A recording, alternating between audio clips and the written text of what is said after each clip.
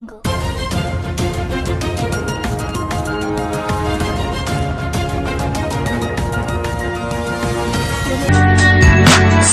Express, खबरों से एक कदम आगे।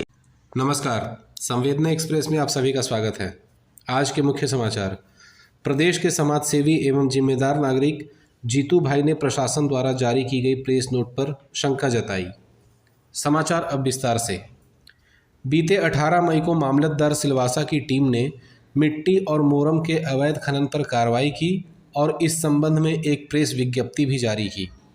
इस प्रेस नोट में यह निर्दिष्ट किया गया है कि मामलतदार टीम को मोरखल गांव में चल रहे मिट्टी और मोरम के अवैध खनन की जानकारी प्राप्त हुई और इस पर तुरंत कार्रवाई करते हुए मोरम भरे हुए 2 डंपर की जब्ती की गई। प्रेस नोट में यह भी स्पष्ट किया गया है कि सिलवासा में राजस्व विभाग की नज़र अवैध खनन पर लगातार बनी हुई है और गतिविधि करने वालों पर सख्त कानूनी कार्रवाई भी की जाएगी।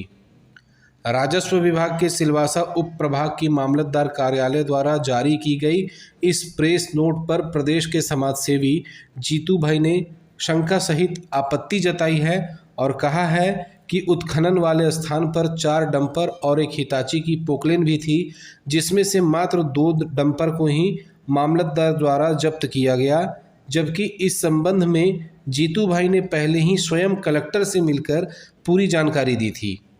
एक तो प्रशासन ने पहले से ही प्रांत में उत्खनन की मनाही कर रखी है, तो इस अवैध उत्खनन के मामले में सिर्फ 2 डंपर की ही जब्ती कहां तक न्याय संगत है। इस संबंध में प्रेस को विस्तृत जानकारी जीतू भाई ने दी है, जिसे आप देखें और बने रहें हमारे चैनल के साथ। तब तक के लिए धन्यवाद। आपके चैनल के माध्यम से मैं एक चीज़ बताना चाहता हूँ।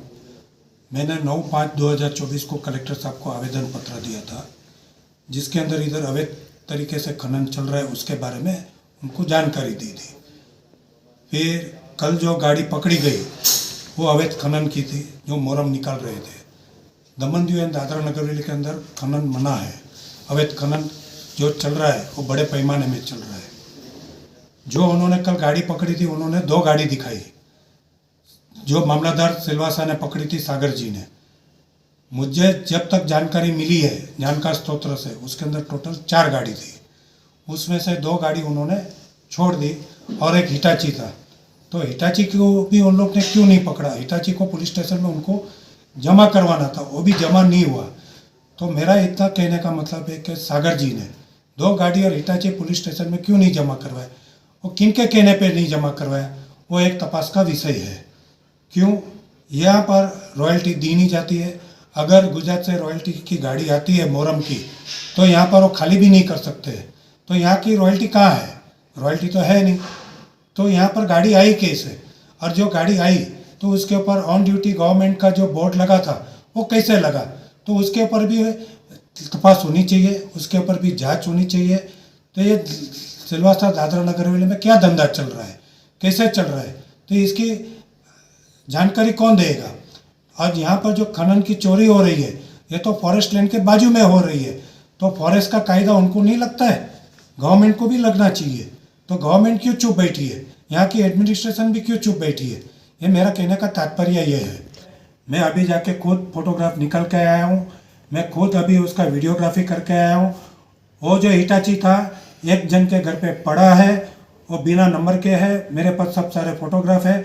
और यही चीज़ मैंने कलेक्टर साहब को जब भी मैं मिलने गया था पर्सनली, तभी मैंने सब चीज़ बताया था।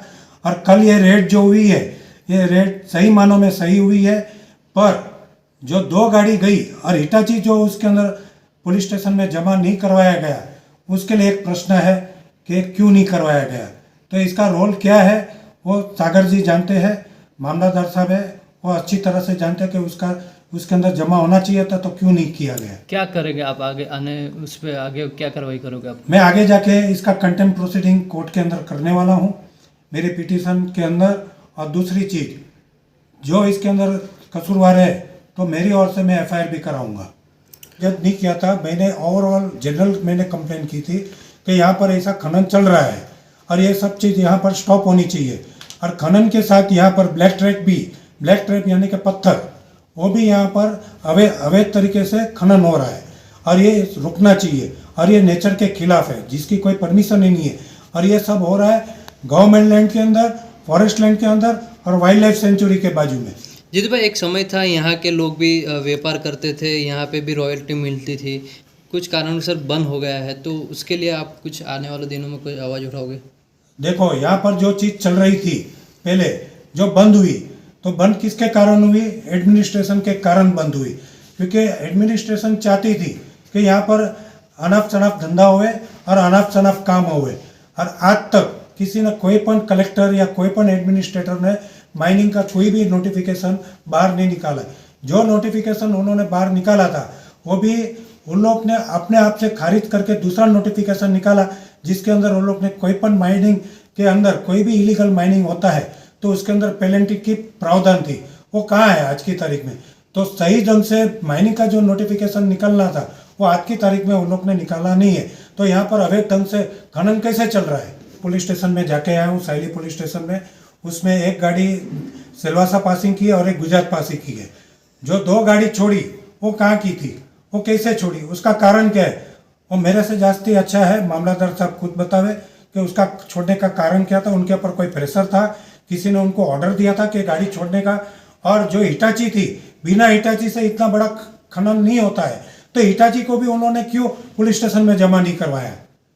और इसके अंदर मेरे को ऐसा लगता है कि लेन देन का कुछ हुआ होगा, तो मामलादार साहब जाने या बड़े कोई अधिकारी जाने, उससे मेरे को कोई लेना देना नहीं है। उसकी जांच होगी तो मैं आगे जाके उसकी जांच का मैं कहीं ना कहीं मैं इसका एप्लीकेशन करूंगा।